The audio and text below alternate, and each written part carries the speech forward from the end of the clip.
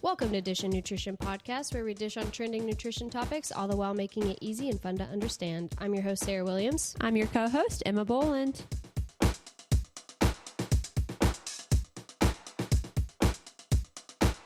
Welcome back to the first Dishin Nutrition Podcast of 2025. Woo-hoo! Happy New Year. Happy New Year, everybody. So exciting. I am just excited to be back. Clean slate of the new year just is like refreshing. I was telling my friend the other day that it feels like 2025 feels symbolic. I like that. Like, let's close the chapter of 24. Yeah. I don't know. 24 I hold close because it was the year, we started this podcast. I really leaned lots happened personally, but also professionally. I'm excited for what's going to happen in 2025. I know. I think I have really high hopes for this year. I think it's going to be good. I agree.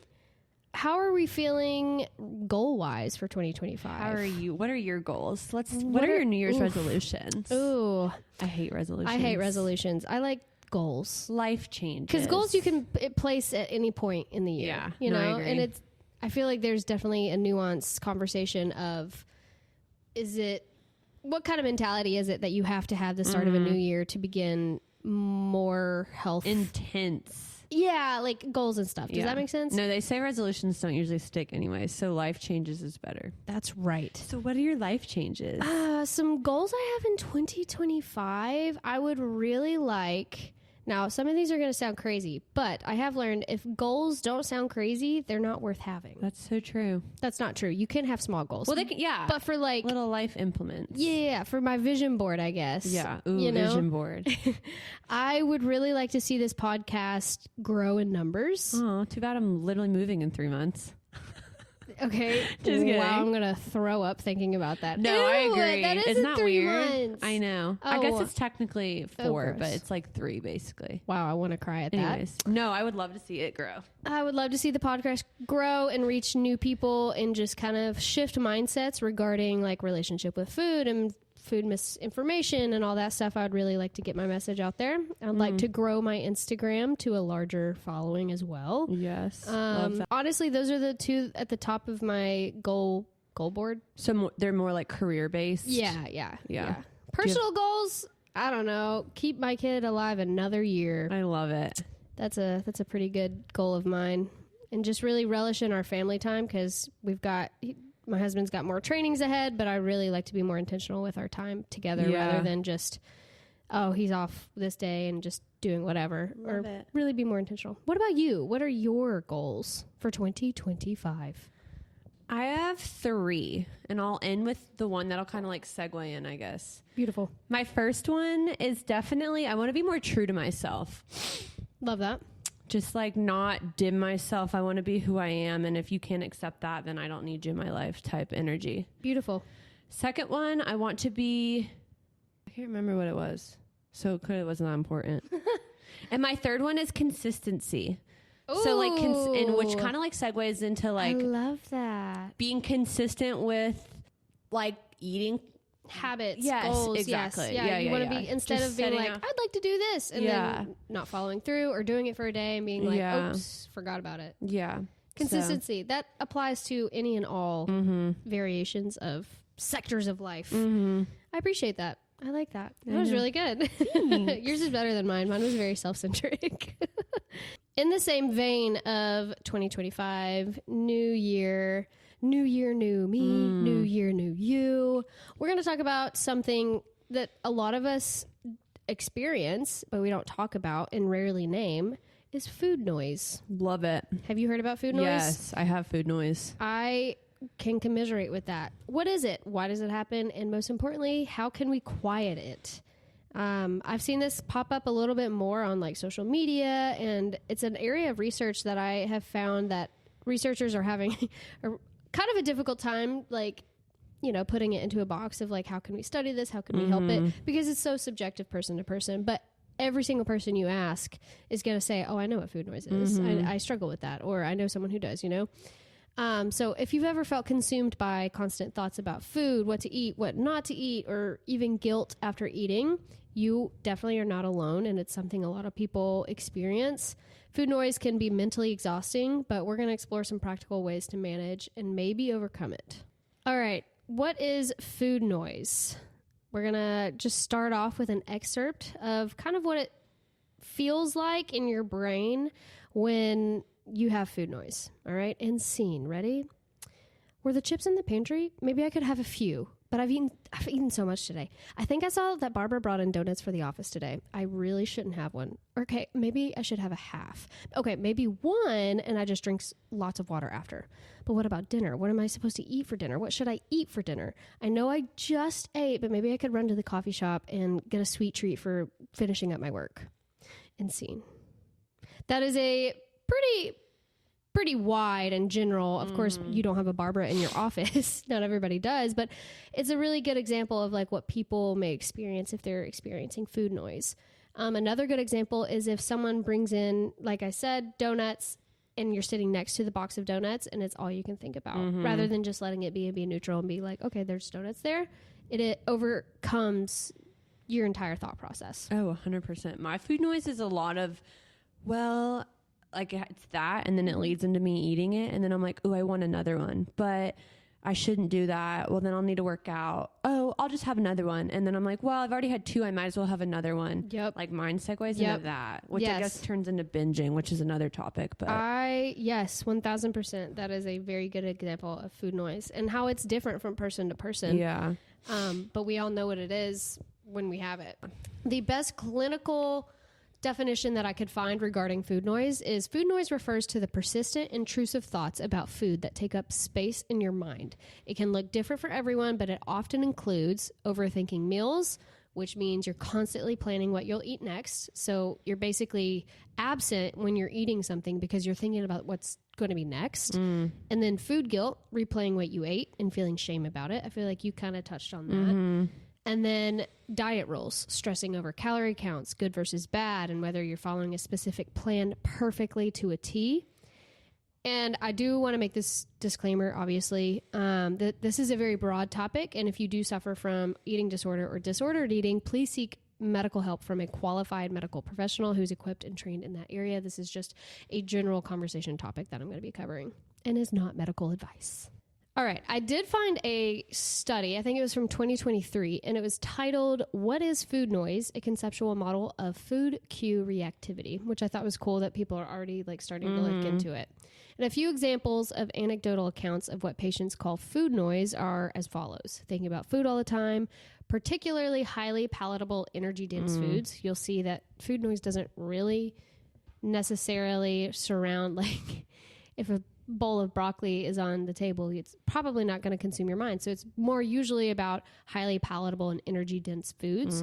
Feeling tempted to check food delivery applications multiple times a day, which I didn't even think about. I thought that was like DoorDash. Yeah, like having the accessibility to have whatever food you want basically at your fingertips, and it just being a sore spot on your phone, and you just go and click it just to see what's out there. I feel like I do that mentally. Like I just think about, like, I'll have a craving and then I'll just think about all the things that I want. Yep. Which I feel like could be considered food noise because it's like 12 p.m. and I just ate lunch. Why am I thinking about how I want a cheeseburger and pizza? And you know what I mean? Yeah. We're going to get into that. And then thinking about the next meal that they will consume when eating a meal. So just like you said, like if you have just eaten or you're eating, you're thinking about, well, I really want this and blah, blah, blah. Yeah. And how do we decipher though, like what's a craving? And I would love to have pizza right now instead of what I'm eating right now versus the inundation of thoughts that are consuming your every thought, basically. Does that, like, you know, like there is a line, but I think that line is very razor thin. I think you can easily slip into food noise. And while food noise can stem from our natural relationship with food, it's often amplified by diet culture, stress, and restrictive eating patterns, which kind of umbrella terms into the diet culture. All right, so why does food noise happen? All right, food noise isn't random.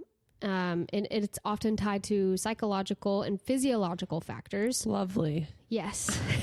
And it's not your fault if you do experience food noise. So, like, just blanket statement of that. It is not anybody's fault if you suffer from food noise, but there are things that we can do to kind of maybe combat it a little bit. So some factors is restrictive dieting. So when you're depriving yourself, your brain fixates on what it perceives it needs. So if you're restrictively dieting and you're saying, I cannot have X, Y, and Z, your brain is going to hyperfixate on it. It is going to say, oh, I can't have it. I mean, that's human nature. Yeah. Is that anything. Not? Yeah. That's like, yeah, it's human nature. I don't want it. You can't have it. Oh, well, now I freaking want it. No. Like, that is the epitome of my attitude, unfortunately. And then diet culture messaging. Society bombards us with rules about food, creating unnecessary guilt and anxiety. I don't know about you, but the new year is a clean slate, but it also is a cesspool of people inundating social media with diet culture messaging and just making you scared of anything that you put into your mouth, which does not help food noise whatsoever. And then stress and emotional eating. Food becomes a focus when emotions run high. We kind of touched on this multiple times. When we experience stressful situations, I love food. Food is a comfort. It depends on is it anxiety or is it depression? When I'm sad, I like to eat. When I'm anxious, I don't like to eat. So it's like different for everybody, but those are some stress and emotional eating cues that could contribute to food noise. And then simple hunger cues. Sometimes your food noise is your body's way of saying I'm hungry, which is really hard for people who have struggled with this for multiple years to decipher between. It's like, oh, I'm actually hungry and I can have this if I want it, versus am I just doing this because this is food noise? So understanding why it happens is the first step to overcoming it. Very dense. Very dense. It's very complicated and it's very nuanced. I feel like I learned the word nuance and I just really have been using it. Just keep using it. I feel like I cling to 3 to 4 words. Inundation is a word in this episode, and then nuance is another word. I love it. I do that every episode. If you'll find the most common words I use in episodes, you could play a bingo card probably. Impacts of food noise. So food noise doesn't just stay in your head. It can affect every aspect of your life. Do you feel mentally exhausted at the end of the day? Like on a really bad food noise day? I genuinely hope you don't struggle with it every single day. But if it is something that you do you feel mentally exhausted every single day? I feel... Or not every single day when you experience it. I personally don't feel exhausted. Or maybe I do and I just don't realize it. I just get more regretful. I'm like, dang, I really should not have eaten 7 cookies. Yep.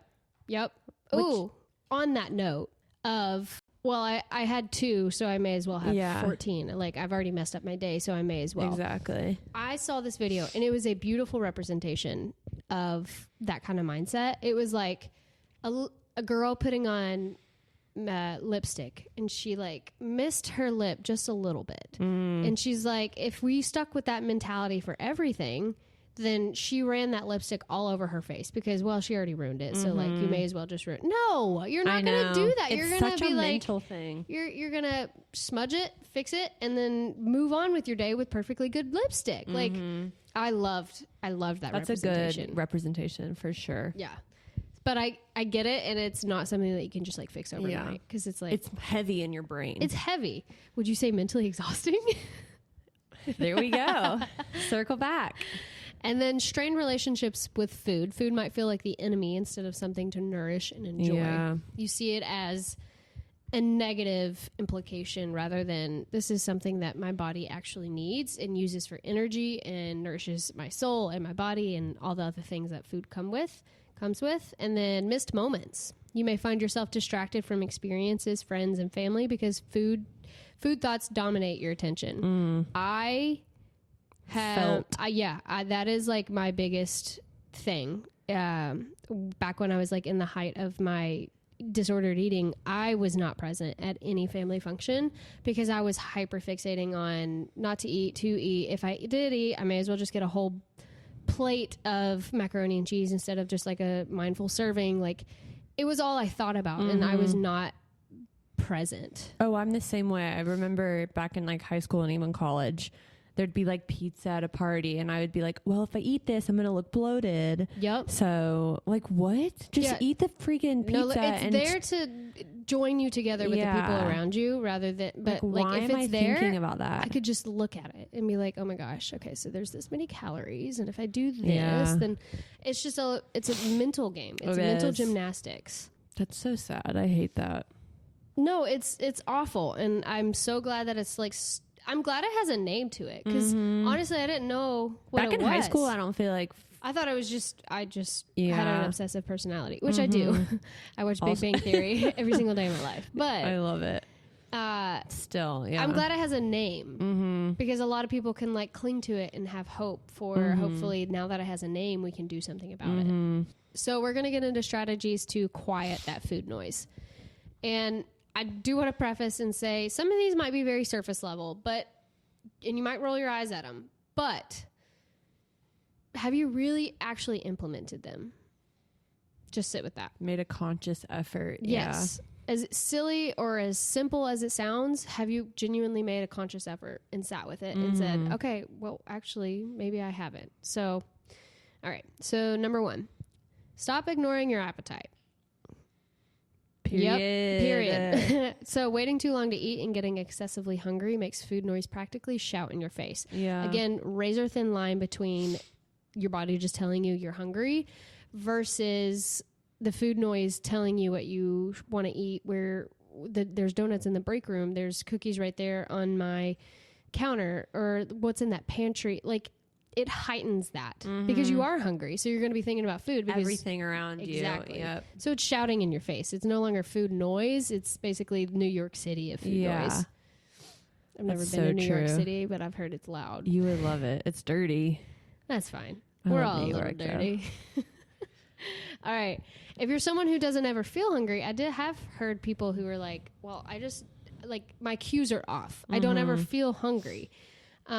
Setting timers actually is to remind yourself to eat is actually a helpful cue to kind of regulate the leptin and ghrelin. Those are the 2 hormones that dictate kind of your hunger and satiated hormones. There's a, side note. No. I used to watch this girl. I can't even remember her name now. On TikTok. Because in college, I would be like, I was hungry, but I would more so be like, I'll just push it off. But then this girl, she would post videos and be like, eat with me. Like, it's okay. Like, I love those videos. But she was beautiful and she was gorgeous. So I looked up to her and I'm like, okay, if she's eating, beautiful. Like, and it was just a video of her eating, which is so weird, but it's not. Is it a mukbang? It wasn't a mukbang. It was more, but it was honestly, like with the intentionality of like, don't you need forget to eat. that it's important to eat because food is energy. So come eat with me. And it was just her eating. And I don't know, because she was so pretty. I was I love that. I know. idea. And I was like, wait, I want to be like you. And if you're eating food, then I should be able to eat. You know what I mean? Anyways. Look at her healthy. Like, that's a good representation of like her healthy outlook on food influenced Emma. Yeah. To I mean, it was vain because she was pretty. I mean, no offense if she was ugly, I wouldn't have. Still ate. You can't take it back. So, like jelly bean sweets on TikTok. Oh my gosh, that's another thing. Okay. Are we touching on that? Because that's not food noise, but we can.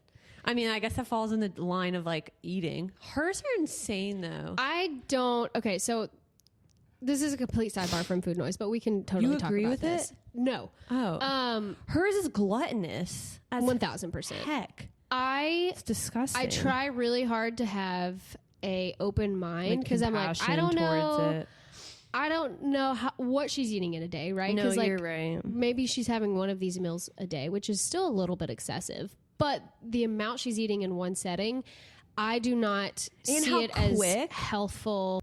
I don't see how that's a health forward decision. With the foods that she's eating, I'm perfectly fine with. I've eaten them myself. Oh, 100%. But every day. The amount and the frequency, I do not agree with. So there's this side of TikTok called like mukbangs. Yeah, side note, sorry. I didn't know what those were until I met you, actually. I love mukbangs. Turner, my husband, hates them. He's like, oh, it makes my skin crawl. But I love them. People hate to hear other people eat. I was like, this will never. This is to my TikTok. Yeah, it's ASMR. So it's like basically ASMR, and people just film themselves while they eat. There is a theory that it's for a darker reason. I'm not. Yeah, that's not. But me. I'm just keeping it surface level and being like, I have seen the jelly bean sweets theory. Yes. The way they eat it is very. How's her like? Yeah. Anyways, we won't go there. But no, I don't agree. I don't agree with the frequency at which she eats the food and the amount of food that she eats. Again, I eat Taco Bell all the freaking time. Same. And I love it, but I don't eat it every day. Yeah. And I don't order 16 sides of ranch to put on one burrito. She drinks like the extra large Baja Blast. Yes. So quickly. It's concerning for me. Couldn't do that. I mean, get your bag, like, queen, but a 15-second sip. That's true. And I've tried really hard. I'm like, maybe she's editing these. They are not edited. No, it's not. It's so crazy. Anyway, sorry. Side note. That's not okay. That's the side where I'm like, okay, yes, body positivity is important, but there also does need to be a conversation of like, this is not healthy. No, I agree. I don't condone it, and I'm again not judging her if that's how she wants to live her life. I'm judging. Sorry, I'm judging. Bodily autonomy. Like, however, that is not health promoting, and it's definitely not mindful eating with how quickly she's consuming the food. Right? Yeah. Anyways, I don't know how we got off on this tangent. Sorry to you, girly. I don't know her real name, but. I don't either. She seems super sweet, and she's like traveling all the time, and I'm very happy for her. But I am too. Hope she embarks on a more nutrient dense journey. Of food. If she wants to do mukbangs, can we do mukbangs with broccoli and cauliflower? Like, why does it have to be the most? Could you imagine? No one would watch it. It's because they like seeing her get. And it has great interaction, like content wise, genius. Honestly. Her paid promotions are great. Like, I went to Taco Bell and I bought the like grilled cheese burrito. Yeah. Yep. I got one because of her too. Did not get the 17 different sides in a Baja Blast extra because large my stomach would hurt after it. And I'm not saying she's lesser than me if she does do that, but I'm saying for me and my body, I know what would hurt it, and that would not make my stomach feel great if I did that. No. Anyway, sorry. Anyway, I have ADD, guys. Girl, did you know that? I love it. It's great. I'm also neurodivergent, I determined. It makes for great conversation. Yeah. Well, it makes for a great podcast. Okay, anyways. We were into strategies of food what noise. We were actually talking about before I interrupted. I love your interruptions. No, and I think the audience members do. No, I've had so many people say, I love Emma. She brings a, like... air to the podcast. I promise. Thanks. Which also I'm like, oh, okay, I guess my episodes by myself are just chopped liver, but it's fine. Okay. No, it's fine. Anyways. All right. Okay. What were you saying before I interrupted? Sorry. I do also need to I need to backtrack. When I was talking about setting timers to remind yourself to eat. Oh, yeah. Counterpoint, if you're someone who struggles with disordered eating, I do not recommend that strategy because that could pressure you into eating only at those times, so right? Good. I do 1000% want to just put that out there. That's where we were at. We were talking about setting timers. Okay, so that was stop ignoring your appetite, right? All right, second, this kind of goes with what we were just talking about. Try to practice intuitive eating. Now, intuitive eating is controversial for some people, and I get really? that. Yeah, because if you're looking at it just like quickly, it looks like eat whatever you want whenever you want. Oh, right. Yeah, I could see how that gets messy. That is not the intention for it. Intuitive eating is honoring your body's cues and understanding when you're full, when you're hungry, like when you want something. And it helps heal relationships with food. Because you do that with Harper. I do. You say, "Is your belly full?" Yeah, because she asked for more, and then like she's probably not actually hungry. She just likes that taste in her mouth, and I just am like, okay, let's stop. I like to practice mindful eating, and then I ask her like, "How does your belly feel? Like, is it full? Like, what are we feeling?" And if she insists that she wants more, I'm gonna freaking give her more. Yeah, of course. And if sometimes she stopped and been like, I'm done, and I'm like, okay, great, like, perfect, cool. Yeah. So I'm really trying to implement intuitive eating in her mind and let her understand what her body's saying, and it's hard to do it as a 28-year-old who's learning it herself. Yeah. And I switched over to intuitive eating on my healing journey with my relationship with food. And it's just removing diet rules, which is really funny because if diet culture didn't exist, intuitive eating would just be called eating. Mm-hmm. Is that sad? That's so sad. That's like depressing. We've ruined. Like the idea of eating when you're hungry is just such a phenomenon to people. And being like, I would like one cookie. And you eat the cookie and be happy and morally neutral with that cookie, That is just a wild thing to me that people well, if you don't eat a raw steak with 14 pounds of butter, I mean, the new year, a lot of people are coming out with all their like diets and stuff. Oh, is that one? What is it? This is the carnivore diet. Some really extreme carnivore people, they eat raw steaks. Oh yeah, and they like snack on butter, which I love me butter, bizarre. But like, I could see how intuitive eating gets. It gets a bad rap from gym bros and like gym rats, and I get that. I do, and there's nothing wrong with like tracking if you don't have a history of like disordered eating. But I am curious your thoughts on what intuitive eating and because I feel like, which it's good that there is a movement of like, just eat what you want. But I do feel like sometimes you can like convince yourself like, I'm intuitively eating, but it's like, do you need this every single day? Like, do you know what I'm saying? Yeah, I get that. And it's not an overnight thing. Like sometimes just because you want Chick-fil-A doesn't mean you like need Chick-fil-A. If your body, if you had it 3 days ago, is what I mean. Yeah. In that moment, so like that's what people's arguments are, right? And they're like, well, if I intuitively ate, I would eat ice cream, a whole pint of ice cream. Which is true. I would too. Go ahead and do it. See how your body feels. Awful. Exactly. And then you're going to be like, oh, I actually don't really want that. Yeah. And you learn, like, allow yourself to make those mistakes. If you're in the headspace to be able to do so, if you're already on the track of eating disordered and like binge eating, I do recommend doing this with a medical professional. But like, that's the thing is like, go ahead, try it out. You're going to, them that can't listen have to feel, as Jennifer Phipps would say. And their stomachs are going to hurt. You're going to be hanging out in the bathroom, but then you're going to be like, the next day you're going to be like, you know what? I'm probably good. Yeah. Like, I don't need that whole gallon of ice cream today. That's the beauty of intuitive eating is like, it's not a rigid schedule. It's figuring out where that line is, with your body. And I don't know about you or anybody else, but after this Christmas holiday season, I definitely I felt gross. I did too. Because all that was around me and all that was, quickly accessible to me was like candy and cookies. And sugar, at that moment I wanted it and I loved it. But my body is telling me like, hey, you need some like green something and not the green dye. Like you need actual like fruits and vegetables. Nutrients. Yeah. And so like that's my body telling me. And now going forward, like I have so much candy in my pantry and I have none of it looks appetizing. Yeah. Same. Yeah. Even though like 3 months ago, I mean, I was over here before Christmas and you have that bowl of candy over there and I probably ate like 4 Snickers. And now I'm just like, none of it sounds good. Good, homie. Like it.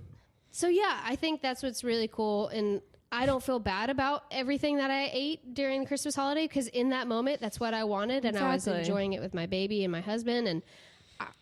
And now, after the fact, my body's saying, hey, we're gonna change routes and we're gonna focus on more nutrient dense foods, and that's what I'm doing. And also my jeans got tight. I felt not fantastic.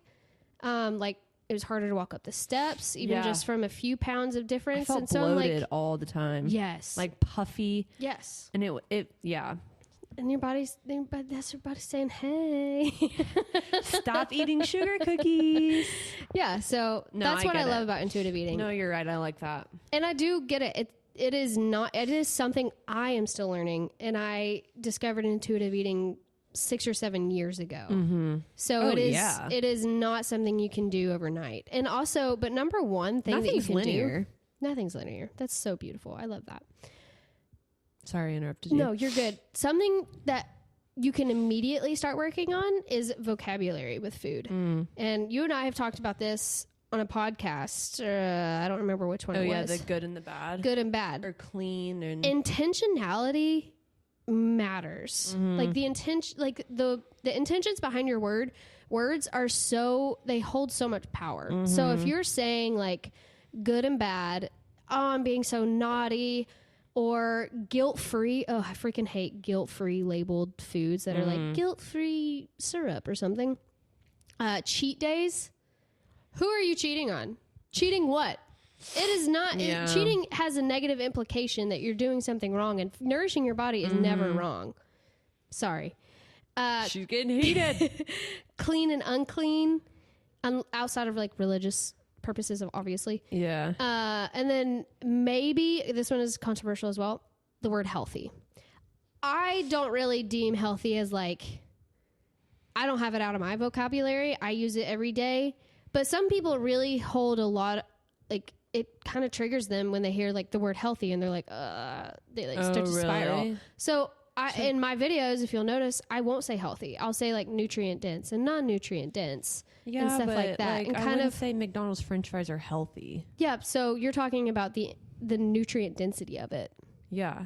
Yeah, so non-nutrient dense and density. See, I would... which is fine. That's why it's controversial. Like, it's not that big of a deal to me, but there are some people... In my space, I've had people, really impacted by the intentionality of the words I use online.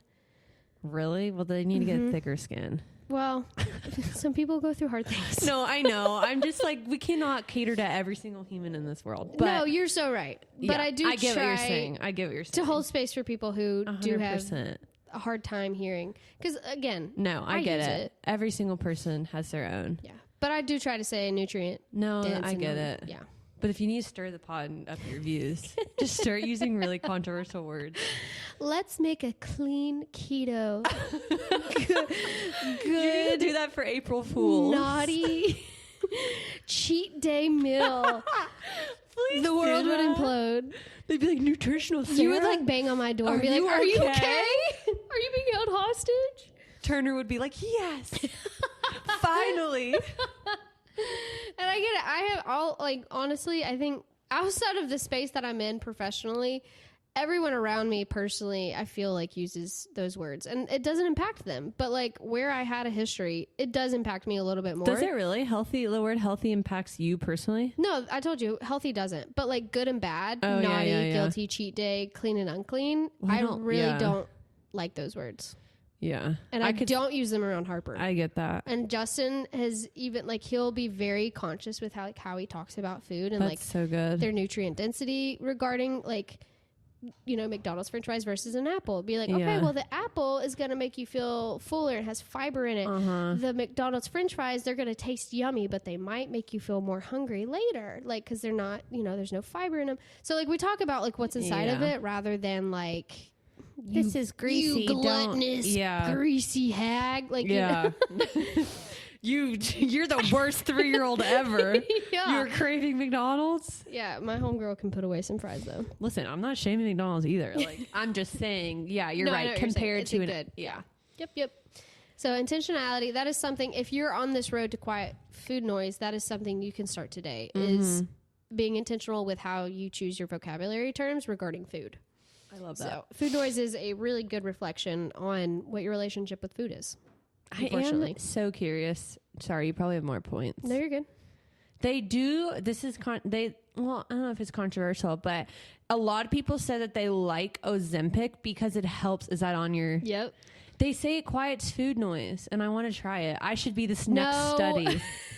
Okay, we do need to have a. I know so many people who say it helps their food noise. Or maybe it's other things combined. But okay, so do GLP-1s quiet food noise? That is a yes. Your answer is yes? So yeah, it can, 1,000%. Oh. Do I think that should be the only reason you get onto Ozempic? No.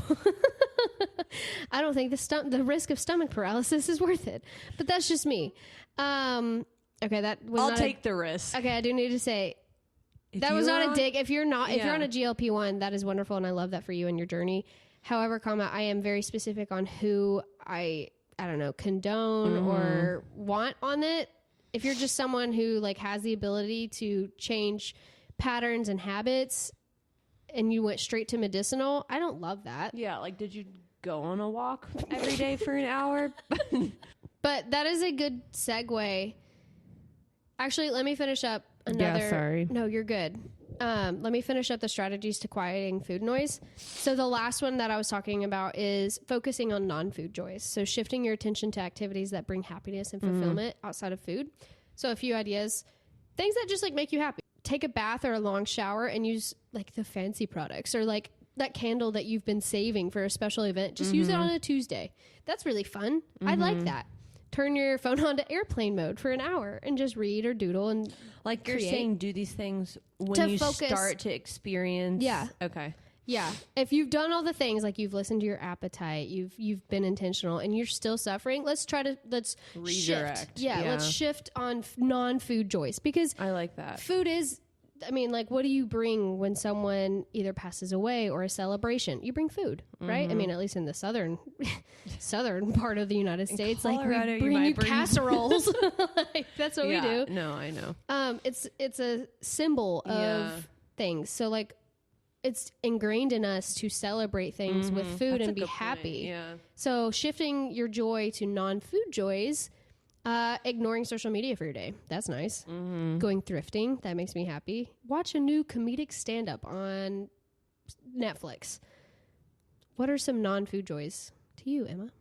Like, what's something that just makes you happy? I love going for walks. You're a walk queen. Typically, after my walk, I feel 10,000 times better. Oh, love Mel Robbins. Listen to the Mel Robbins podcast. She's amazing. Go get my nails done.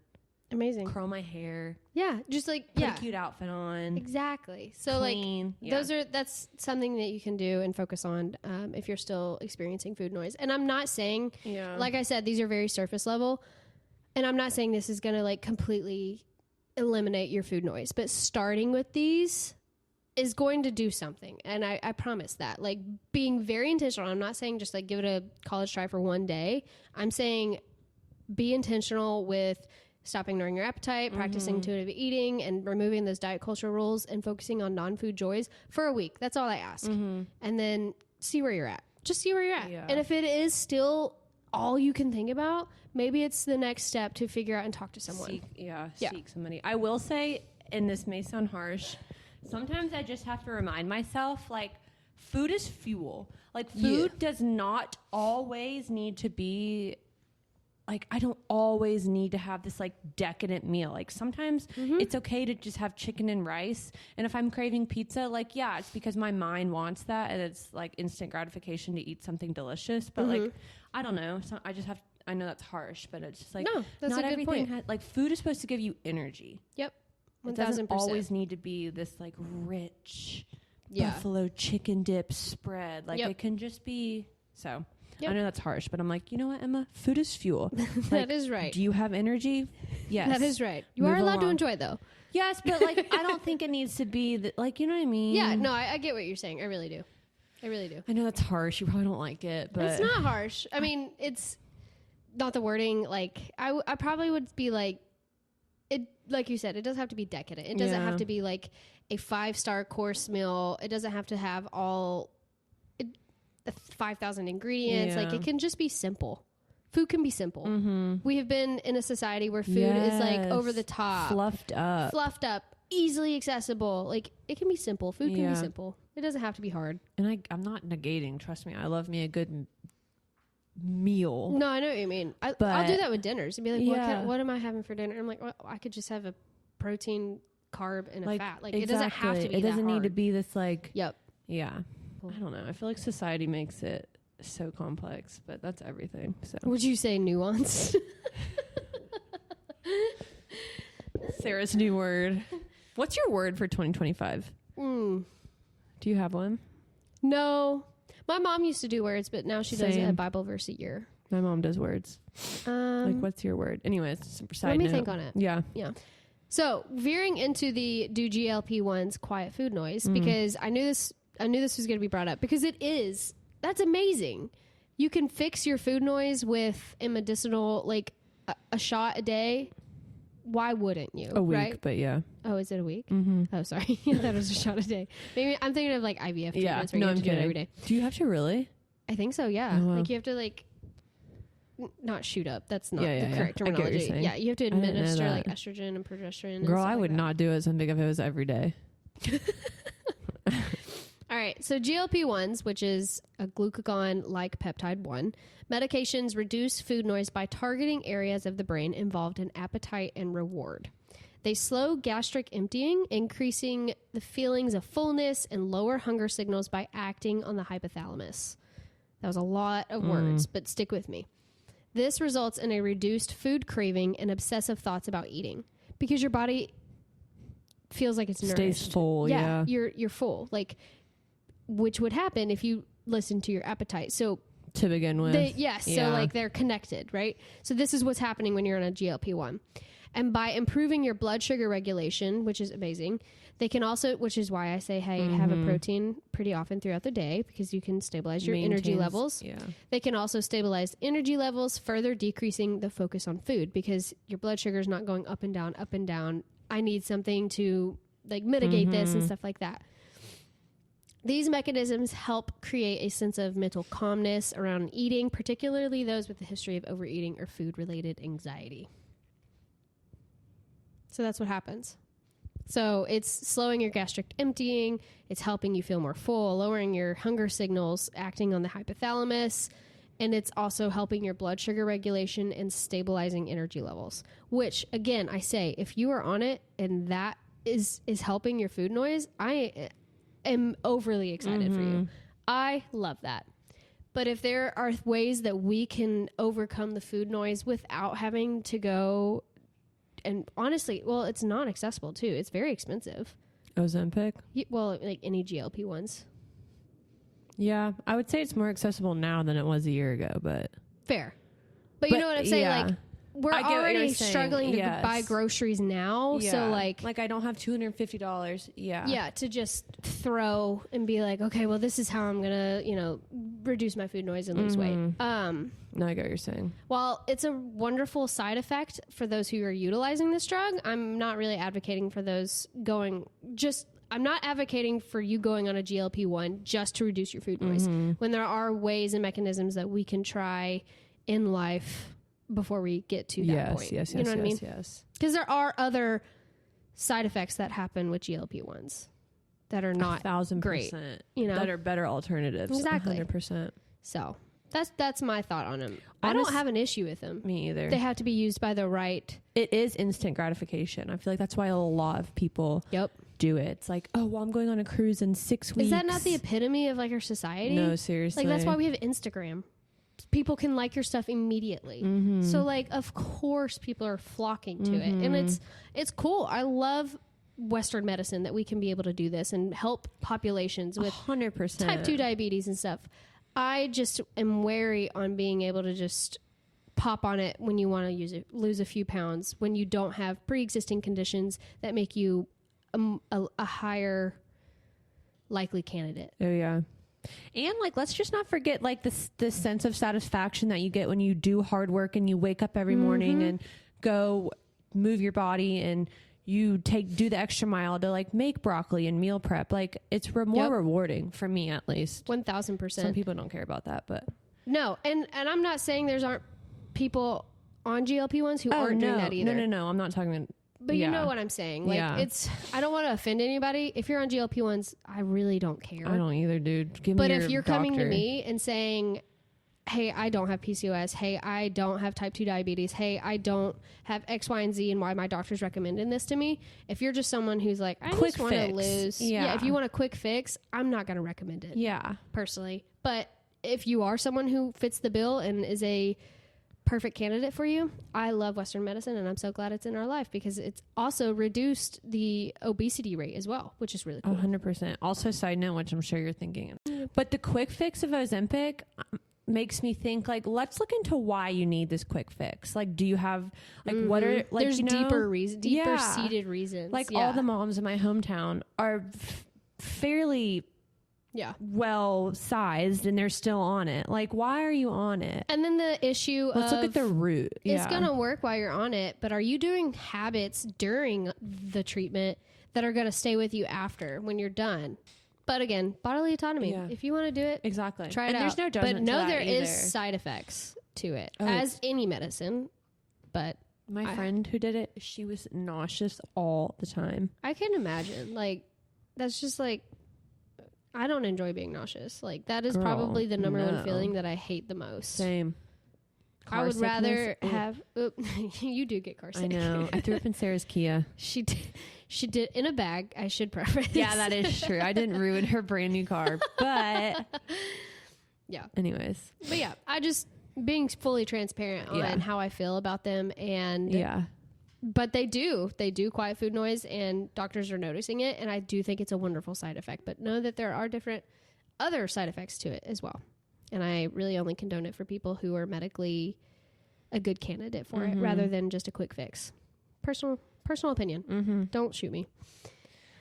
All right, and then rebuilding a peaceful relationship with food. Gosh, I'm a chatty Cathy today. I so love sorry. This is gonna be a Poor wonderful. Sarah. So quieting food noise doesn't happen overnight. Like I said, this is years in the process for me, and I still have my days.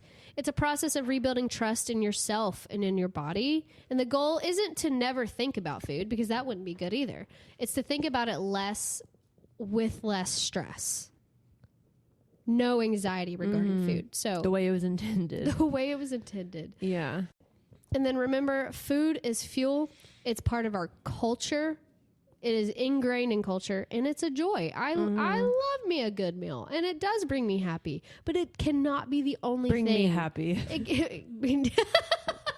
It does bring me happy. I have purse. It brings me happy. I love it. I hate everything. Okay, it does bring me happiness. And it's a part of life, but it doesn't have to be your life. It doesn't have to overtake your life. Yeah. And I think that's what we're all working on, right? Some people lean into it, and I don't understand those people. But if you want to be miserable, fine. But I would rather have a life where I'm not absent during my daughter's birthday party, because all I can think about is that the cake. Yep. Nope. So, in conclusion, more to life. There's more to life. So again, focusing on those non-food joys. Exactly. But in conclusion, if food noise has been part of your story, just know that you're not alone. Just me and Emma, two people right off the bat, have struggled with it. Girl. And you have the tools to change the narrative. You really do. And if you do need help, if you need support from a medical professional, there's no shame in that either. Like, admitting that it's overtaking your life is the first step. And there's a crowd of people that would support you during that. And there's nothing wrong with you if you do have it also. Exactly. Nothing wrong. Yeah. It's not your fault. Not your fault. Nothing's wrong with you. Just start small. Don't overtake all of these changes all at once, because that's going to be overwhelming and just make you fail even quicker. Be kind to yourself. Talk to yourself like you would to your best friend. And take it one step at a time. Love it. That was so good. Thank you. If you found this helpful, share it with someone who might need to hear it. Subscribe for more, and please leave us a review. But until next time, just remember, food is food, and you are so much more. Happy New Year. Happy New Year.